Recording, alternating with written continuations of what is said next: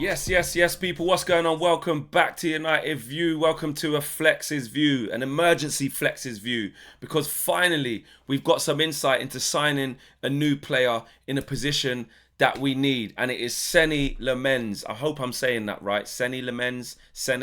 I'm gonna say Seny Lammens. You guys can argue in the chat and say this is how you do it, Flex. Yeah, but we're in for the 23-year-old goalkeeper from Royal Antwerp. And he's supposed to be next up in Belgium. He's supposed to be the next in line from Thibaut Courtois. But finally, we're looking at fixing a position that needs fixing. Now, this is a young goalkeeper, though, to be fair. And I'm not going to lie, I'm asking for the help from the football scholars. I'm not going to profess to be out here on the internet saying that I watch Royal Antwerp. Never watched a game with them in my life. Maybe if Man United played against them, which I can't even remember that. But you get my drift. So I'm not going to be out here doing the most, saying that I've seen him, he's this, he's 100% better than her, he's this, he's that, and the third. I don't know. But clearly, Ineos see it that way, that we need to go and get a goalkeeper. And that is music to my ears. I'm open to what that goalkeeper looks like. I've been very big on, don't tell me that there's not value out there for goalkeepers. Like I said, Kepa's sitting on Arsenal's bench, 5 million. Aaron Ramsdale, even though people might not fancy him and think absolutely not, 4 million loan with option. You can have a look. Do you know what I mean? The keeper that, I don't even know the guy at Villa that they got. He's like 34 or something like that. I don't even know. Whatever age he is, he's older. Don't even know who he is. Played in the Premier League against Newcastle on the last weekend. Made good saves. Like, you can do it. You don't have to spend. It don't have to be Donnarumma, bro. It don't have to be Diogo Costa. These are the big names, big budgets, big prices, big wages. I get that. That's the dream. But I know we're not playing Football Manager. But you can't tell me that you can't find someone more competent than what we have for a reasonable price. Every other team manages to go and do it. Even their backup keepers seem to be better than ours. So I'm pleased about this. And this is from Fabrizio Romano. This is what he said. He said, I understand Man United are still working on a deal to sign Seny Lammens. Talks are underway. Personal terms are almost agreed, and Man United are in active talks for the Belgian goalkeeper. Man United tried to anticipate more clubs from France and Italy, also based on exits. So we know about that. We need the exits. We need exits. We need people to leave the club. But more importantly, it ain't just, oh, if Garnacho goes, it means we can get this guy. Or if Jadon Sancho goes, it means we can get this guy. It ain't that. We now need a goalkeeper to leave. And what does that look like? Is it going to look like saying to Onana that you're gone? Or is it going to look more like Altay Bayındır, see you later, you need to leave on loan or you need to leave the club? If I'm honest, I think it will be the latter. I think it's harder to shift Onana than it is to shift Bayındır. Having said that, it's all about takers, right? If there's a team out there in Italy, in France, in flipping Germany or wherever, Saudi, if there's a team who want Andre Onana, then if we sign this kid, then there's going to be an understanding that we'll probably sell Andre Onana. If he wants to leave as well. Because one thing is you can make it clear that he's not going to play or we're bringing in this kid, but it gets techie. There's different ways Man United could do it. You can go down the Rasmus Højlund route and just leave him out of the squad. Just say, Onana, look, we've got Seny Lammens now. We're keeping Bayındır. They're our goalkeepers. We don't see you as part of it. I don't think they'll do that with Onana though. It's a risky take with how much money he's on. Do you know what I mean? With and it is the harsh reality of football. Kind of like a bullying tactic. It's like, Rasmus, I think you're on like 80 grand a week, 50 grand, something like that, something modest. And you feel like there's going to be more takers and you feel like he's just not going to kick up a stink.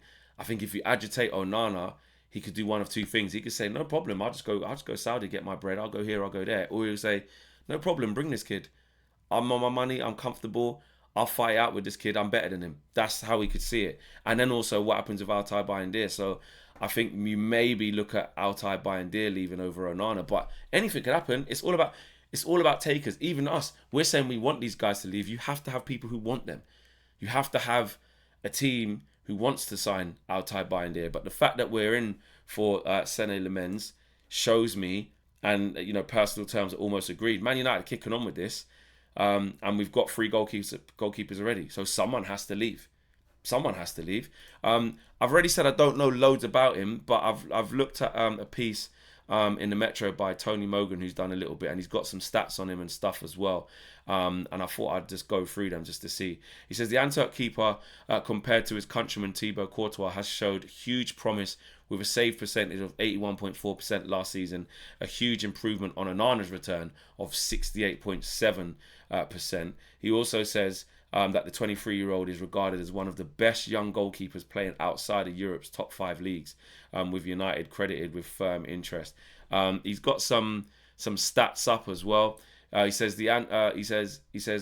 he also has shown to be a commanding presence in the air, dealing with crosses, an area where United were exposed against Arsenal.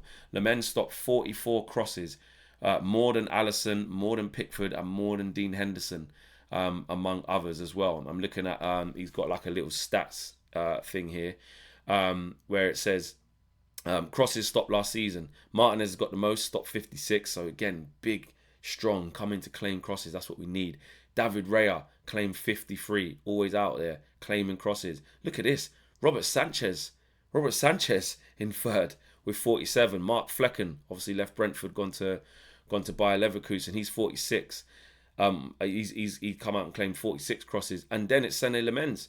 He's claimed 44, and underneath that you got Pope, you got Jose Sarr at Wolves, you got Jordan Pickford at Everton, Andre Nana at the bottom of that with like 22 claims, and Dean Henderson with 30. So he's up there in the top 1, 2, 3, 4, 5, the top 5.